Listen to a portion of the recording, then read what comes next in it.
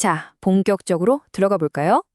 우리 삶의 모든 영역에서 만유의 주제이신 그리스도께서 내 것이다 라고 외치지 않는 영역은 단 한치도 없다. 와, 정말 폭발적인 선언이죠?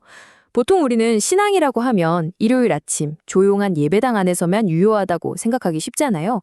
그런데 이 한 문장이 그 좁은 고정관념을 완전히 산산조각 내버립니다.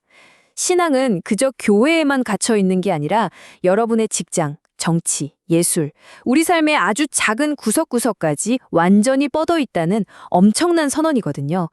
그래서 오늘 이 심층 해설에서는요, 아브라함 카이퍼라는 인물과 그가 주창한 거대한 운동, 이른바 신칼빈주의의 패러다임 전환에 대해 아주 깊숙이 파헤쳐 보려고 합니다. 이건 그냥 지루한 옛날 역사 공부가 아니에요.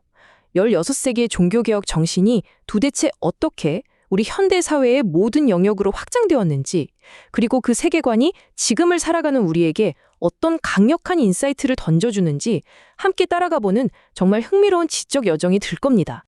오늘 우리가 함께 살펴볼 내용입니다. 첫째, 아브라함 카이퍼가 대체 누구인지 알아볼 거고요. 둘째, 신칼빈주의의 세 가지 청사진을 살펴봅니다. 셋째, 청교도 정신에서 어떻게 진화했는지 비교해보고 마지막으로 현대적 의미와 우리가 주의해야 할 경계점까지 쭉 한번 짚어보겠습니다. 자, 첫 번째 주제, 아브라함 카이퍼는 누구인가? 운동을 이끈 인물입니다. 화면에 보이는 이 이력들 좀 보세요. 진짜 엄청나지 않나요? 뛰어난 신학자의 헌신적인 목회자, 영향력 있는 신문 편집인, 대학교를 세운 설립자, 심지어 네덜란드 총리까지. 아니 대체 이 사람은 언제 잠을 잔 거야 싶을 정도로 이력이 화려합니다. 여기서 우리가 주목해야 할 건요. 그는 단순히 세상에 참여해야 한다고 말로만 가르친 게 아니라는 거예요. 직접 삶의 모든 영역에 뛰어들어서 자기가 한 말을 온몸으로 증명해낸 그야말로 실천하는 거인이었다는 거죠. 이어서 두 번째 주제, 신칼빈주의의 청세진, 사회를 바라보는 도구로 넘어가 보겠습니다. 여기서 첫 번째로 등장하는 이 철학의 가장 뼈대가 되는 개념이 바로 영역 주권입니다. 말이 조금 어렵게 들릴 수도 있는데 쉽게 말해서 우리 사회가 그냥 하나의 거대한 덩어리가 아니라 가정, 교회, 국가, 예술, 과학 같은 여러 개의 독립된 영역들로 이루어져 있다는 거예요. 그리고 핵심은 하나님께서 이 각각의 영역에 고유한 권위와 법칙을 따로따로 주셨다는 겁니다. 그러니까 이 세상의 모든 구별된 영역들을 하나님께서 직접 다이렉트로 통치하신다는 확고한 선언인 거죠. 자, 이 영역 주권에서 자연스럽게 따라오는 게 바로 상호 독립성의 원리입니다. 국가가 교회를 맘대로 지고 흔들 수 없고 반대로 교회도 국가의 고유한 영역을 침해하면 안 된다는 거예요. 왜냐고요? 이 영역들은 서로의 눈치를 보는 게 아니라 오직 최고 주권자이신 하나님께만 직접 결제를 받는 구조거든요. 각 영역은 하나님 앞에서 철저히 평등하고 독립적이라는 사실. 이게 정말 중요한 포인트입니다. 두 번째 기둥은 일반 은총입니다. 이것도 진짜 흥미로운 개념인데요. 하나님의 은혜가 교회 안에 있는 신자들에게만 쏟아지는 게 아니라는 거예요. 세상이 완벽하지 않고 문제가 많아 보여도 하나님의 이 일반 은총이 브레이크 역할을 해서 세상이 완전히 파괴되는 걸 막아주고 있다는 겁니다. 종교가 없는 비기독교인들도 엄청난 예술 작품을 만들고 기막힌 과학적 발견을 하잖아요. 그게 다 이 은총이 온 세상에 미치고 있기 때문이라는 설명입니다. 일반 은총이 있다면 우리는 어떻게 살아야 할까요? 여기서 문화적 사명이 등장합니다. 기독교인들에게 세상은 도망쳐야 할 나쁜 곳이 아닙니다. 오히려 하나님의 창조 세계를 잘 돌보기 위해 신앙이 있든 없든 모든 사람과 적극적으로 협력해서 문화와 예술, 과학을 발전시켜야 한다는 적극적인 의무가 주어지는 거죠. 은혜가 모든 곳에 미치고 있다면 우리의 사명 역시 모든 곳을 향해야 한다는 아주 멋진 논리입니다. 세 번째 기둥, 기독교 세계관입니다. 여러분, 신앙은 단순히 죽어서 천국 가는 티켓이 아니에요. 세상을 바라볼 때 우리가 반드시 착용해야 하는 포괄적인 안경이라는 겁니다. 거룩한 주일과 세속적인 평일을 쪼개고 영적인 일과 육적인 일을 나누는 태도? 이건 사실상 그 안경을 확 벗어던지는 거나 다름없어요. 기독교 세계관은 우리 삶의 아주 사소한 부분까지도 신앙의 눈으로 온전하게 해석해내는 강력한 렌즈입니다. 세 번째 파트, 청교도 정신의 진화, 개인의 경건에서 공론장으로 넘어가 보겠습니다. 이 신칼빈주의와 과거의 청교도주의, 이 두 전통이 완벽하게 공유하는 하나의 공통된 DNA가 있습니다.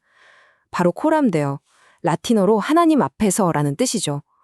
사무실에서 기획서를 쓰든 집에서 청소를 하든 내 삶의 모든 순간을 마치 하나님의 눈앞에 있는 것처럼 성실하고 진지하게 살아낸다는 아주 깊고 묵직한 소명의식입니다. 하지만 이 둘이 어떻게 다른지 비교해보면 차이가 확연히 드러납니다. 전통적인 청교도주의가 내면의 죄를 씻고 교회를 순결하게 지키는 개인적 경건의 돋보기를 들이댔다면 신칼빈주의의 카이퍼는 그 돋보기를 밖으로 확 돌려버립니다. 사회의 구조 자체를 바꾸고 공론장으로 뛰어드는 데 집중한 거예요. 개인의 내면에서 사회 전체로 시야가 어마어마하게 넓어지는 패러다임의 확장이 일어난 겁니다. 이제 마지막 네 번째 주제입니다. 현대적 의의와 경계, 오늘날 철학을 살아내기입니다. 그렇다면 이 거대한 사상은 지금 당장 우리의 일상에는 어떤 도전을 던질까요? 신앙은 절대 여러분의 마음속에만 조용히 숨어 있으면 안 됩니다. 출근해서 일하는 방식, 학교에서 공부하는 태도, 심지어 선거날, 투표소에서 누구를 찍을 것인가 하는 정치적 선택 속에서도 신앙의 가치가 눈에 띄게 아주 가시적으로 드러나야 해요. 한마디로 우리 모두가 각자의 일상 속으로 파송받은 문화 선교사로 살아야 하는 아주 강력한 메시지입니다. 하지만 잠깐! 여기서 정말 조심해야 할 신학적인 경계선이 하나 있습니다. 원자료가 아주 명확하게 경고하는 부분인데요. 방금 말씀드린 영역 주권이나 문화 변혁 같은 멋진 말들을 핑계 삼아서 특정 종교가 세속사회를 힘으로 누르고 권력을 장악하려는 근본주의적 정치 정복으로 오해하면 절대 안 됩니다. 이건 카이퍼가 애초에 의도했던 사상을 완전히 거꾸로 왜곡하는 거예요. 왜냐하면 진짜 목표는 힘으로 찍어 누르는 정복이 아니거든요. 오히려 그 반대입니다. 사회 각 영역의 안으로 쑥 들어가서 종의 마음으로 섬기는 겁니다. 그렇게 섬기면서 문화적인 갱신을 이뤄내고 궁극적으로 하나님의 아름다운 창조 질서를 회복하는 것. 이게 바로 신칼빈주의의 진짜 심장이라고 할 수 있습니다. 권력이 아니라 철저한 헌신과 섬김이라는 거죠. 자, 오늘 정말 많은 이야기를 나눴는데요. 우리가 실천할 수 있는 핵심만 딱 3가지 스텝으로 깔끔하게 정리해 보겠습니다. 첫째, 내가 있는 모든 곳에 영역 주권을 적용하세요. 둘째, 세상을 피하지 말고 일반 은총을 기억하며 문화를 변혁하세요.